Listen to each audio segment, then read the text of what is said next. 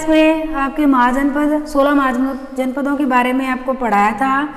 उसके बाद में मैंने कहा था आपकी नेक्स्ट टॉपिक पढ़ेंगे मौर्य वंश, शुंग वंश, सातवाहन वंश, गुप्त वंश। तो अब आज हम टॉपिक पढ़ेंगे मौर्य वंश। मौर्य वंश इसकी स्थापना को लेकर देखिए आपके पहले 3 वंश और हैं जिनके आपकी पुस्तक में नहीं दिया गया है, लेकिन मौर्य वंश के पहले हर्यक वंश, शिशुनाग वंश और नंद वंश। नंद वंश में अंतिम शासक था गणानंद। अगर हम मौर्य साम्राज्य की स्थापना का पढ़ते हैं तो नंद वंश में अंतिम शासक था गणानंद, जो बहुत ज़्यादा विलासी था और उसके समय में पश्चिमी जो आक्रमण थे वो हो रहे थे, तो जनता के ऊपर एक तो करों का बोझ बहुत ज़्यादा था और राजा जनता के प्रति बिल्कुल उत्तरदायी नहीं था। तो जनता को एक ऐसे साम्राज्य की, एक ऐसे शासक की आवश्यकता थी जो संपूर्ण साम्राज्य को एक सूत्र में बांध सके और जनता को कष्टों से मुक्ति दिला सके। उसी समय विष्णुगुप्त कह लो या चाणक्य कह लें या कौटिल्य कह लें, उनके ही शिष्य चंद्रगुप्त मौर्य का आविर्भाव भारतीय राजनीति के नभमंडल पर हुआ और चंद्रगुप्त मौर्य ने अंतिम शासक नंद शासक गणानंद को परास्त करके भारत में मौर्य साम्राज्य की स्थापना की थी। चंद्रगुप्त मौर्य का अगर हम उसका शासनकाल पढ़ते हैं तो 322 ईसा पूर्व से 322 से 298 पूर्व है वो चंद्रगुप्त मौर्य का शासनकाल है। 25 वर्ष की आयु में चंद्रगुप्त मौर्य ने भारत में मौर्य साम्राज्य की स्थापना की थी और धीरे धीरे उसने बहुत से भारत के उत्तरी और पूर्वी क्षेत्रों पर अधिकार कर लिया था। 305 ईसा पूर्व में चंद्रगुप्त मौर्य का सेल्यूकस से सामना हुआ। सेल्यूकस ने भारत पर आक्रमण किया था और चंद्रगुप्त मौर्य ने सेल्यूकस को पराजित किया था। सेल्यूकस ने 500 हाथी लेकर चंद्रगुप्त मौर्य को अफगानिस्तान, बलूचिस्तान और सिंध के पश्चिम का क्षेत्र सौंप दिया था। और जो राजदूत मेगास्थनीज राजदूत पढ़ते हैं, ये सेल्यूकस ने ही चंद्रगुप्त मौर्य के दरबार में मेगास्थनीज को राजदूत के रूप में नियुक्त किया था। फिर अगर हम साम्राज्य विस्तार पढ़ें तो चंद्रगुप्त मौर्य ने लगभग दक्षिणी भारत को छोड़कर लगभग संपूर्ण भारत पर अपना अधिकार स्थापित कर लिया था। उसमें काबुल, हेरात, कंधार, बलूचिस्तान, पंजाब, गंगा यमुना का मैदानी प्रदेश, बिहार, बंगाल, गुजरात, सिंध का और कश्मीर का भूभाग है उसके साम्राज्य में सम्मिलित किया जाता है। लेकिन फिर भी तमिल ग्रंथ है, 2 तमिल ग्रंथ है, अहनानूर और मुरनानूर के अनुसार चंद्रगुप्त मौर्य ने भारत के दक्षिणी भाग पर भी अधिकार किया था। ये इन 2 ग्रंथों से ही वेदित होता है। फिर चंद्रगुप्त मौर्य ने लगभग संपूर्ण भारत पर अधिकार स्थापित कर लेने के बाद में जैन धर्म की दीक्षा ली थी। जैन धर्म की दीक्षा भद्रबाहु से दीक्षा लेकर जैन धर्म स्वीकार कर लिया था और जैन धर्म के ही प्रसार में अपना जीवन लगा दिया था। चंद्रगुप्त मौर्य ने अंतिम समय श्रवण बेलगोला है वो आपके मैसूर में है, वहाँ पर सल्लेखना विधि द्वारा, सल्लेखना विधि कहते हैं जब कोई व्यक्ति है वो खाना पीना पूरी तरीके से छोड़ देता है और उपवास करके अपना शरीर त्याग देता है, उस विधि द्वारा 298 ईसा पूर्व में चंद्रगुप्त मौर्य ने अपना शरीर त्याग दिया था। तो हमने मौर्य साम्राज्य के प्रथम शासक चंद्रगुप्त मौर्य के बारे में पढ़ा। आपको दोबारा रिपीट करा देते हैं। इनका शासनकाल है 322 से 298 ईसा पूर्व और सेल्यूकस का आक्रमण हुआ था। चंद्रगुप्त मौर्य के समय में ही सेल्यूकस की पुत्री से चंद्रगुप्त का विवाह हुआ था।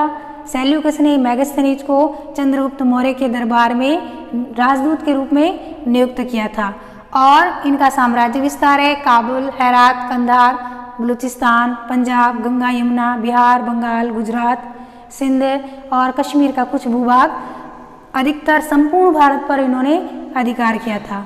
और तमिल ग्रंथ है अहनानूर और मुरनानूर के अनुसार चंद्रगुप्त मौर्य ने दक्षिणी भारत पर भी विजय प्राप्त की थी। और अंत में चंद्रगुप्त मौर्य ने जैन धर्म ग्रहण किया। जैन धर्म की दीक्षा ली थी भद्रबाहु से और संलेखना विधि द्वारा श्रवण बेलगोला में उपवास द्वारा अपना शरीर त्याग किया था। इतना आपको शायद क्लियर हो गया होगा। अब हम आगे पढ़ेंगे मौर्य साम्राज्य का दूसरा शासक था बिंदुसार। बिंदुसार का शासनकाल है वो 298 से 272। देखिए 322 से 298 आप चंद्रगुप्त मौर्य, फिर 298 से 272 ईसा पूर्व, यह है बिंदुसार का शासनकाल।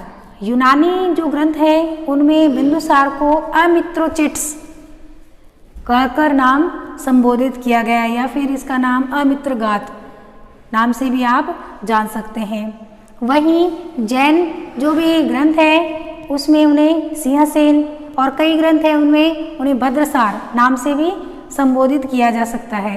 यानी अगर ये नाम भी आए और बिंदुसार नहीं आए तो शासक हम बिंदुसार ही मानेंगे।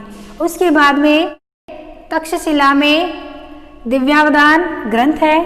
दिव्यावदान के अनुसार तक्षशिला में बिंदुसार के समय में 2 विद्रोह हुए थे और बिंदुसार का प्रिय पुत्र सुशील होने के कारण बिंदुसार ये चाहता था कि उसके बाद में राजगद्दी पर सुशील बैठे। तो तक्षशिला में जो विद्रोह हुए थे उनको दबाने के लिए उन्होंने पहले अशोक को भेजा। अशोक जब पूरी तरीके से विद्रोहियों को दबाने में सफल नहीं हो पाया तो उन्होंने सुशील को भी विद्रोह को दबाने के लिए भेज दिया था। फिर अशोक वापस साम्राज्य में भारत में आ गया था और अशोक ने ही अगला जो शासक है वो अशोक ही अपने शक्तिशाली प्रभुत्व के कारण अगला जो मौर्य साम्राज्य का शासक पढ़ेंगे वो अशोक ही बना।